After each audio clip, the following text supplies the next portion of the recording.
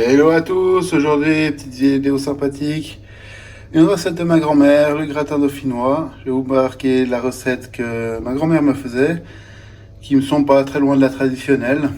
Comme d'habitude, les ingrédients se trouvent dans la description et n'hésite pas à t'abonner, lâcher un petit like, un petit commentaire et on se retrouve juste après l'intro pour la suite de la vidéo.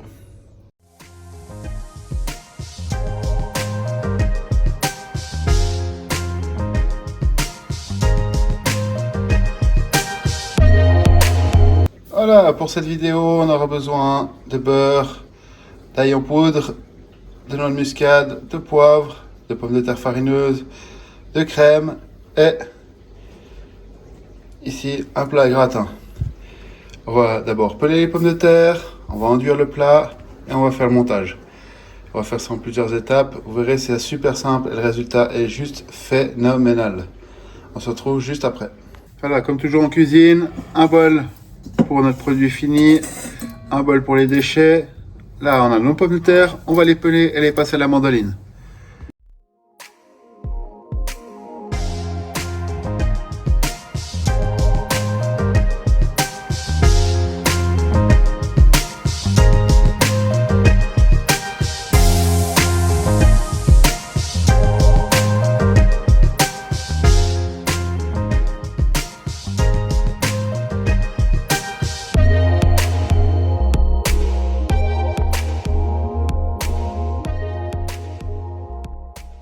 Voilà, à présent on va passer à la mandoline. Je vais rincer ce bol, le vider, le rincer et le nettoyer pour mettre les pommes de terre dedans et après on va passer à la mandoline. Je vais vous montrer la version taillée au couteau avec une petite. On prend un couteau bien aiguisé et on va couper des petites lames de 2-3 mm comme ceci. Je ne sais pas si on voit, ça fait à peu près la même épaisseur que mon couteau. Pas besoin d'aller vite, hein. Vaut mieux que ce soit régulier. En cuisine, des fois, faut pas trop se presser. Faut savoir prendre son temps.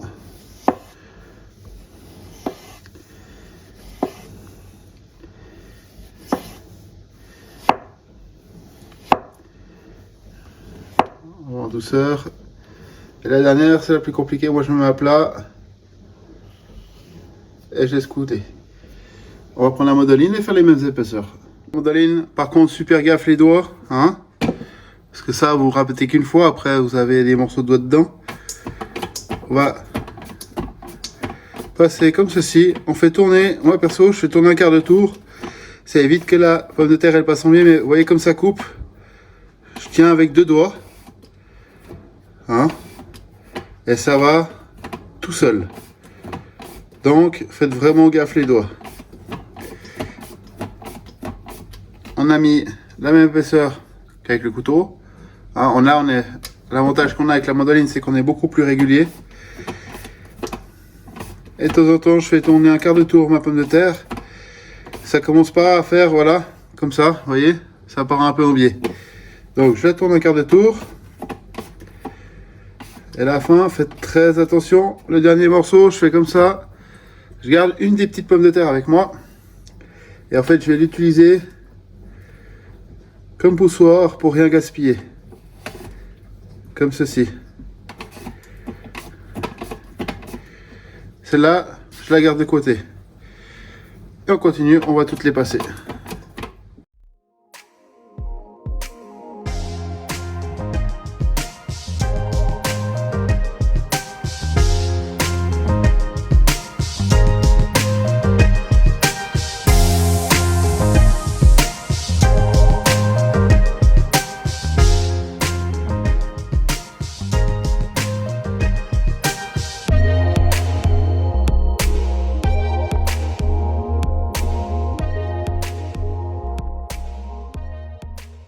Ensuite, on va prendre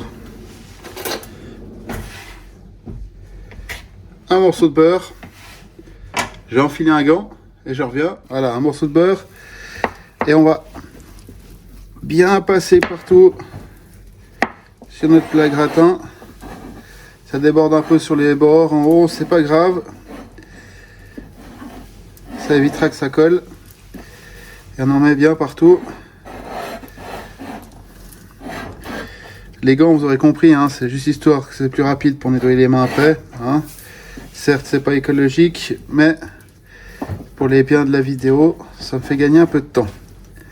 Et que c'est toujours plus agréable d'aller en douceur. Le reste du beurre, vous pouvez l'écraser et le laisser au fond, il n'y a aucun souci. On va enlever le gant, on va préparer nos épices. Ce qu'on va faire, c'est simple. Une main propre, enfin une main, bien sûr elles sont propres mes mains, mais une main pour les pommes de terre, une main pour les épices. Et là, on va juste mettre un peu de poudre d'ail au fond et on va faire le premier tour.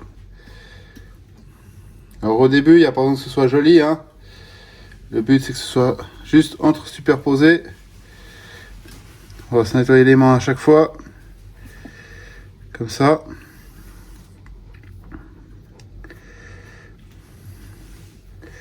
Il n'y a rien de plus facile, il n'y a rien de plus simple.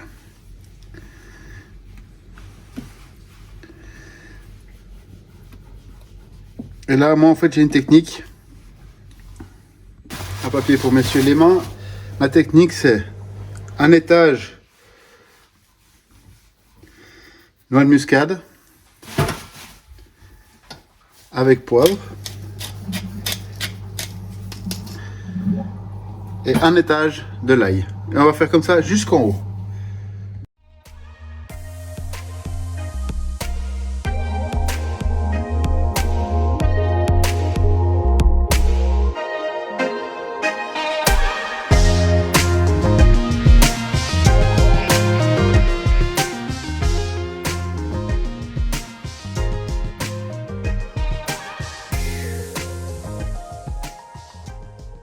Que j'ai oublié avant, quand je mets l'étage avec l'ail sec en poudre, je mets aussi une petite pincée de sel mais légère, que dans l'ensemble après ce soit suffisamment salé.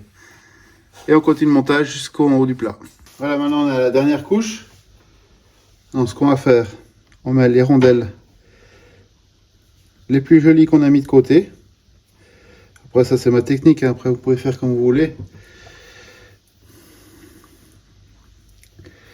Et juste faire en sorte que la couche l'ultime couche, ce soit vraiment la plus jolie. Après, s'il y a des petits interstices comme ici ou ici, c'est pas très grave. Tac.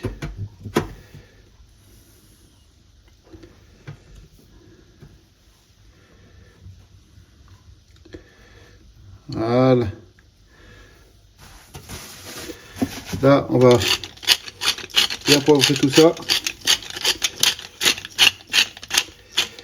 On va pas rajouter de noix de muscade, parce qu'il y en a suffisamment. Et maintenant, on va passer à la suite. À ce stade de la vidéo, on va ajouter la crème liquide. Si vous voulez faire ça un peu plus soft, mais bon, voilà, après ça c'est la recette de ma grand-mère, donc à cette époque-là, le soft, il s'en fichait un petit peu. Et là, tout doucement, on va remplir notre plat avec notre crème. Quand je dis tout doucement, vous pouvez même le faire en 2 fois, 3 fois, parce que la crème va se mettre entre toutes les interstices et remplir notre plat. Après, pour faire diète, comme je vous ai dit, le lait fonctionne très bien. Là, j'ai mis plus ou moins 500 ml de crème environ. Et là, ce qu'on va faire, on va remettre une pincée de sel et du poivre. Et